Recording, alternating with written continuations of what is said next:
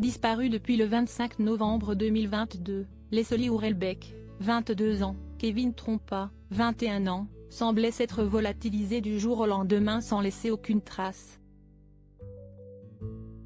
Début décembre, des affaires appartenant au couple, dont le brevet de sécurité routière, BSR, du jeune homme, ont été retrouvées dans un conteneur de recyclage à Puyraveau, Charente-Maritime.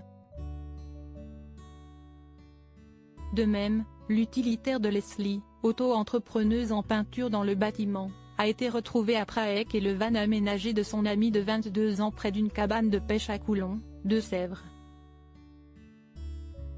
Autre détail surprenant, Kevin avait 10 000 € en liquide sur lui le soir de sa disparition. De l'argent censé être utilisé pour l'achat d'une voiture selon la mère du disparu. Interviewé par France Bleu La Rochelle, Patrick Hurlbeck, le père de Leslie, et la compagne de celui-ci, Émilie Cardré, se sont confiés concernant la disparition de leur Leslie.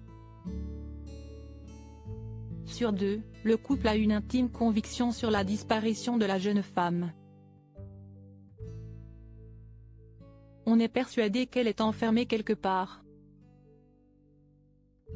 On se rend bien compte avec ce qui a été dit hier, que ce serait par rapport à de l'argent. Donc on est extrêmement inquiet et on peut s'imaginer que s'il y a un crime dû à l'argent et tout serait parti de cette soirée-là, confie Émilie Cardré, plus ça va, plus le mystère s'épaissit. Tous ces événements ne présagent, sa voix s'étrangle. Je suis désolé, ajoute Patrick Hurlbeck, au bord des larmes. Une mauvaise rencontre ? Les proches des disparus, interrogés lors d'une battue, penchent pour une mauvaise rencontre. On ne voit pas ce qui a pu se passer. Il n'avait pas d'ennemis. Si est des jeunes sans problème, assure Karine Pratt. Un temps vendeur de fruits et légumes à Niort, Kevin Trompa cherchait à monter une entreprise de vente d'articles de pêche, sa grande passion selon l'AFP. L'un de ses amis, Théo Boineau, présent jeudi, jugeait pas possible qu'il soit parti du jour au lendemain, sans prendre ses 2 chiens, sans prendre son camion, enfin sans laisser de nouvelles à personne.